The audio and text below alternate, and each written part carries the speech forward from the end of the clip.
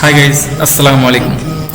আজ supreme court থেকে আরজি কর মেডিকেল কলেজে ঘটে যাওয়া ঘটনার আগে এবং পরে সমস্ত ত্রুটিগুলির বিষয়ে ভালো করে পরীক্ষা করার নির্দেশ দিয়েছেন, যাতে এই ঘটনার তদন্তটি অন্যদিকে না ঘুরিয়ে দেওয়া হয় এবং কেসটা এমনি না চাপা পড়ে যায়।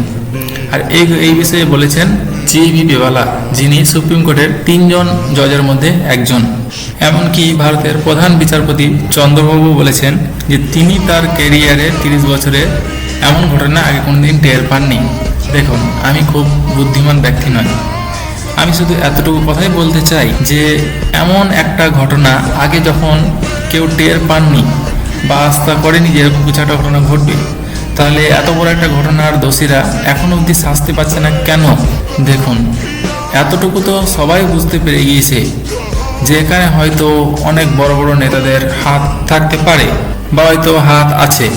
দেখুন, ভারতে অনেক মেডিকেল কলেজ আছে, তার মধ্যে কত কি ঘটনা ঘটতে থাকে, কিন্তু কলকাতার আরজি করের ঘটনাটা খুবই অস্বাভাবিক ঘটনা। এরকম ঘটনা ঘটবে আর নেতারাই সাহায্য করবে, নেতাদেরই হাত থাকবে আর কারোর কোনো শাস্তি হবে না, তাহলে তো সাধারণ মানুষ হওয়াই অনেক বড় পাপ করেছি আমরা। আর এখানে একটা প্রশ্ন থেকেই যায়, তাহলে কি আমরা শান্তিতে বসবাস করতে পারবো না ভবিষ্যতে? তাহলে কি আমাদেরকে আর সরকারের কাছে কোনো আস্থা রাখার অধিকার নেই? তাহলে কি ইসলামিক শাসনটাই সঠিক হবে? এখানে অনেক প্রশ্ন চলে আসে। যাই হোক, আমরা সরকার এনেছি, সরকারকে ভরসা করি, আশা করি সরকার আমাদের ন্যায় বিচার দিবে। আর ভবিষ্যতে যাতে এরকম ঘটনা আর না ঘটে, তার জন্য সরকারকে অবশ্যই ন্যায় বিচার দিতেই হবে।